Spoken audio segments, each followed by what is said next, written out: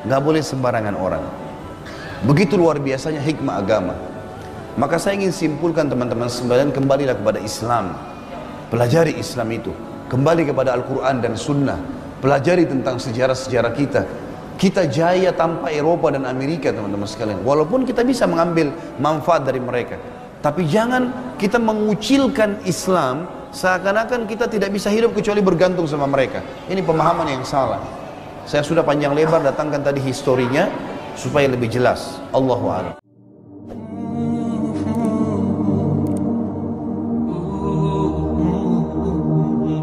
Terakhir izinkan saya sampaikan kisah tentang seorang anak muda di Inggris masuk Islam gara-gara keunikan kisah.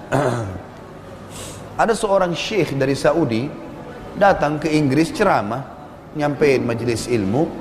Kemudian ada satu mu'allaf orang Inggris tahun lalu masuk Islam, tahun ini datang bawa temannya. Lalu dia bilang, "Syekh, ini teman saya mau masuk Islam, tapi ada pertanyaan dia sebelum masuk Islam. Bisa dia bertanya?" Kata Syekh, "Silakan." Pertanyaannya si orang Inggris ini yang mau masuk Islam, dia bilang, "Syekh, kenapa kalian dalam Islam menyuruh wanita kalian pakai jilbab?" Nah, pertanyaan pertama, kenapa perempuan kalian tidak boleh salaman sama semua laki-laki? Salamannya hanya sama mahramnya dalam Islam. Karena Nabi SAW mengatakan apa? Aku tidak akan menyalami yang bukan mahram, dan aku tidak menyalami wanita yang bukan mahram. Dan dalam hadis dikatakan, seseorang di antara kalian ditusuk dengan besi yang tajam jauh lebih ringan dibandingkan dia menyentuh tangan yang bukan mahramnya. Tidak boleh dalam Islam. Makanya kita nggak boleh salaman kecuali dengan mahram. Dia bilang, kenapa dalam Islam kalian suruh begitu? Kenapa perempuan tidak boleh salaman sembarangan? Kata syekhnya, masih ada. Dia bilang masih ada. Yang satu lagi, kenapa kalian suruh wanita kalian pakai jilbab, hijab? Kenapa pakai hijab? Kenapa nggak seperti perempuan kami, mau pakai baju laki-laki, mau tidak pakai baju di pantai, terserah dia. Maka kata syekhnya, sudah selesai. Baik. Syekhnya bilang, kamu warga negara apa? Dia bilang, saya warga negara Inggris. Kata syekhnya, siapa ratu kamu di Inggris ini? Dia bilang, Ratu Elizabeth. Ratu Elizabeth. Kata syekhnya, kau bisa salaman sama Elizabeth? Kata orang ini, nggak bisa. Kenapa nggak bisa? Kata syekhnya, ya karena dia ratu, saya masyarakat biasa. Kata syekhnya apa? Semua wanita muslimah seperti Elizabeth, ratu. Nggak boleh semuanya orang salaman. Yang salaman hanya orang-orang tertentu. Jelas ini ya. Yang kedua, ini penutupan bahasan kita. Waktu ditanya kenapa perempuan kalian disuruh pakai hijab, syekhnya mengeluarkan 2 buah permen.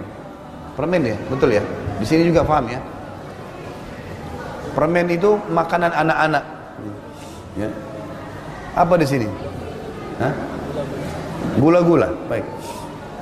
Syekhnya keluarkan 2 buah gula-gula.